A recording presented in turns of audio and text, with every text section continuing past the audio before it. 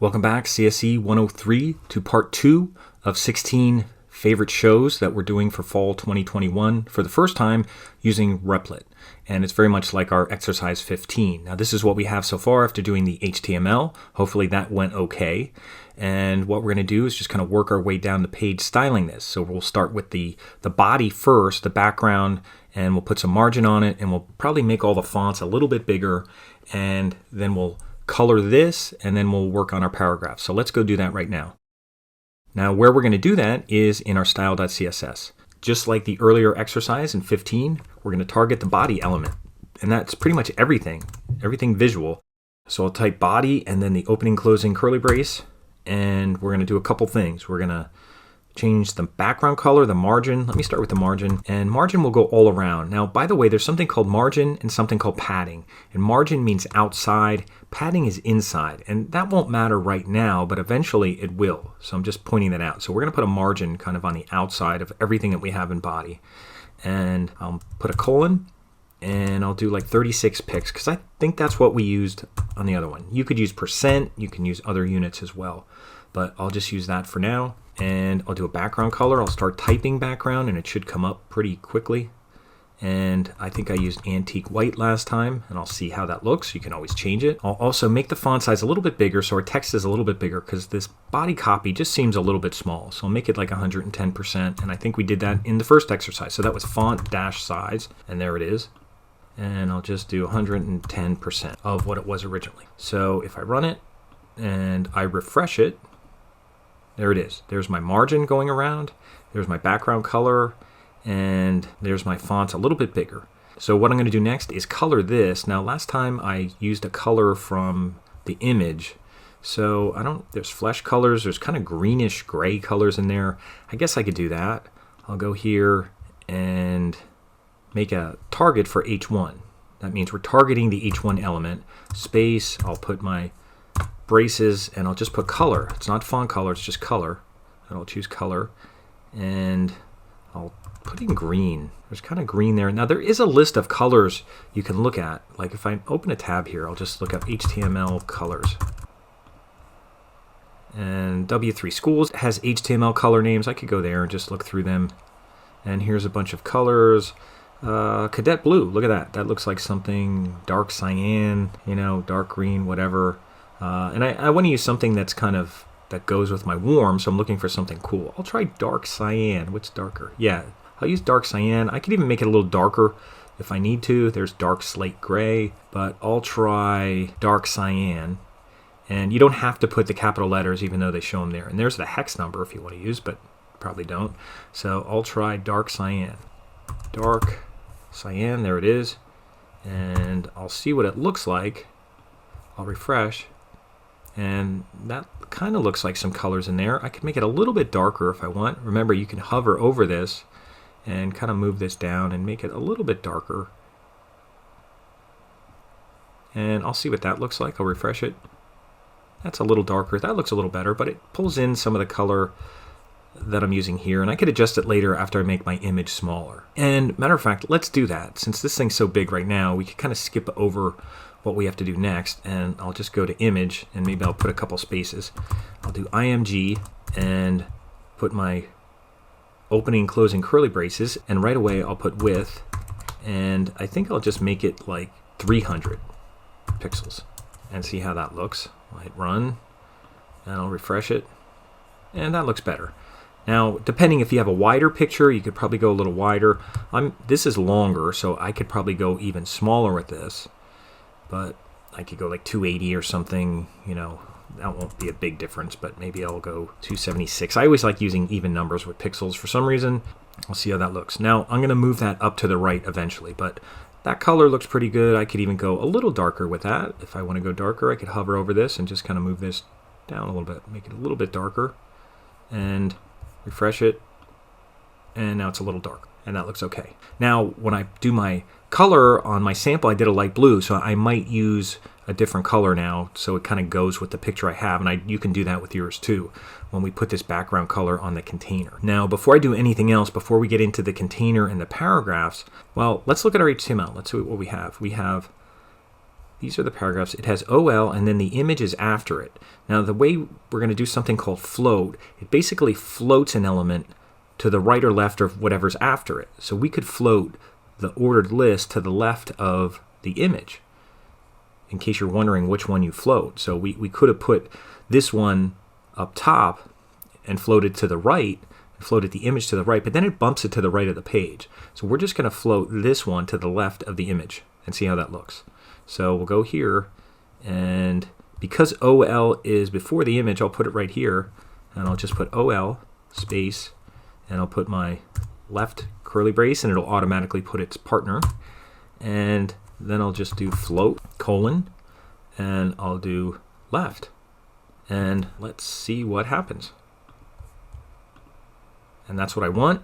Now what I do want is I want some space to the left of the image, and I want this pushed down. So what you could do is use something called margin, which will put space beyond the picture, meaning outside of the picture. So I could put margin left of the picture and margin top. Let's do that. I'm actually going to make margin left of the image. So I got to go here and do margin left. So margin left, 36 pixels. We'll see how that looks. And that should put 36 to the left of the image. And that looks better. And it's putting that back. Now if I go even more, it's going to push it over. So that looks good. Now we want to put margin above the picture too. Let's go here and do margin top. And I'll try like 16, see what that looks like to start. And that's pretty good. I want it kind of going to the top, maybe 18, maybe even 20. Let's try 20. And that looks pretty good. And that's all I want for that. That's fine. If you need to put a border on it, you can put a border. I'll do border, solid. I don't need a very thick border, so I'll just put 1 pix. That's the thickness. And then the color, I can actually copy the color from here. So let me copy this color, this RGB color, and I'll put it here right after the 1 pix. Because remember, these don't use commas. They use solid, space, 1 pix, space, and then the color. And this won't be really noticeable, but there's a very thin border there. If you want to make it thicker, it's more helpful if you have white in it, but that looks okay. So that's the image. So we're almost done with this. What I'm going to do next, we're going to use something instead of floats, which can get kind of complicated. This was easy to just put an image to the right, but floats can be complicated, especially with paragraphs. So what I'm going to do is target the container, give it a background color, and then everything inside the container will make a little smaller, and then we'll put some spacing in it. So most of this, we're going to be targeting the container that these paragraphs are in. So if you remember, we have a div container that contains the paragraphs. Now your H1 should not be in that container. Your H1 should be outside of it, and that's what it is. So we're going to target container, and I'll show you how to do that. We don't just call it container. Now, if you're going to make a mistake, this is what's going to happen. You're going to forget to put dot container, but make sure you put dot container, because that's how you target the class name. We do not have an element container. We only have a class name. This is a class name. So make sure you use that dot in front of container. And then what we're going to do is give it a background color. Well, it doesn't matter which order you use. I'll put a background color so we see it. I'll use background color, and then I'll even use this to start, that RGB color. I'll put that there, and then I'll hover over it and just kind of choose a very light version of it, like something a little grayish, something like that. And let's see what that looks like. And that looks pretty good. I could even go lighter. If I hover over here, I could even bring it out, make it a little bit lighter. And that's good. Although that's a little on the light side, but that's fine for now.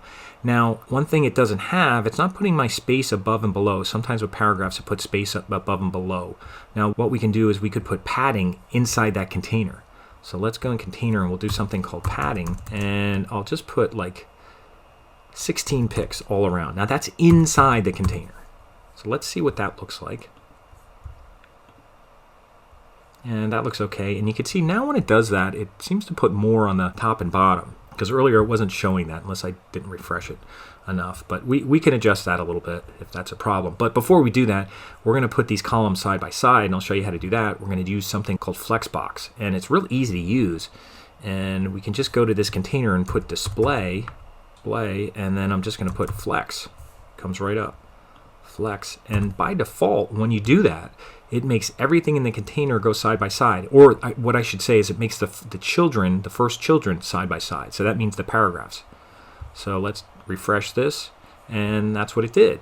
Now we're going to tweak it a little bit because our spacing is a little off, and we want a little more gap there. So they do have something called column gap. I'll do column dash gap, and I'll put maybe 36 pixels. See how that looks. I'll refresh it, and it might be a little much. You might want to shorten that a little, but also I think what I want to do is shorten this whole thing and make it maybe like 60% of the page, so it's not going out so far.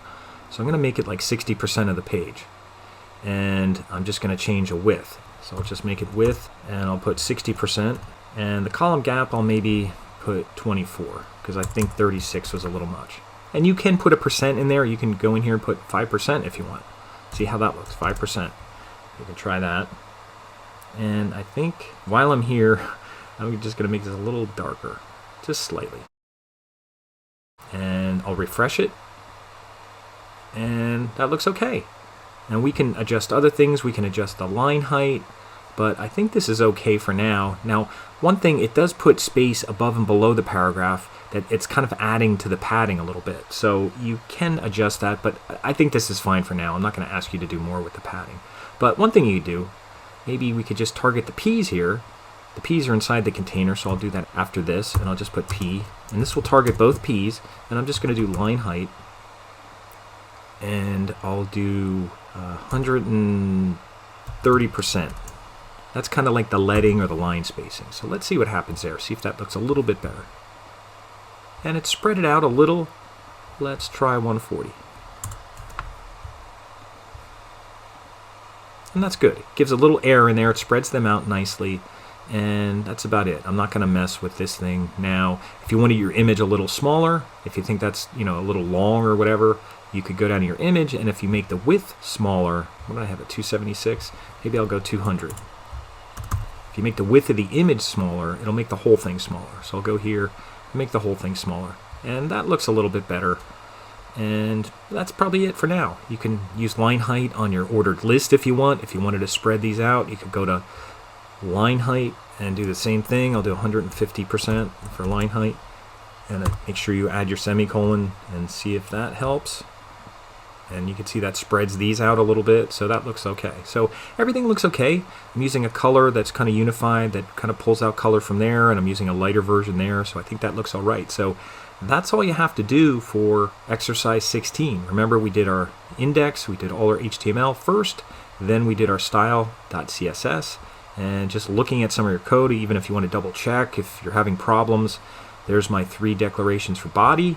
And make sure that you always have your opening and closing curly braces, because if you have a problem, it could be a curly brace missing, it could be a semicolon missing, so check that stuff. Look for little red wavy lines and see what's going on. The container, make sure you have your little dot there, and make sure you have your opening and closing curly braces. Line height, make sure you have your semicolon, that's for selecting all the P's. That's selecting the OL, the ordered list. Float left, semicolons, and then here's all my properties for image. Width of 200 pixels, margin left, margin top, and my RGB color. So that looks okay. So I'll just hit run just for the sake of hitting run again, and I'll just refresh it one last time, and that looks good.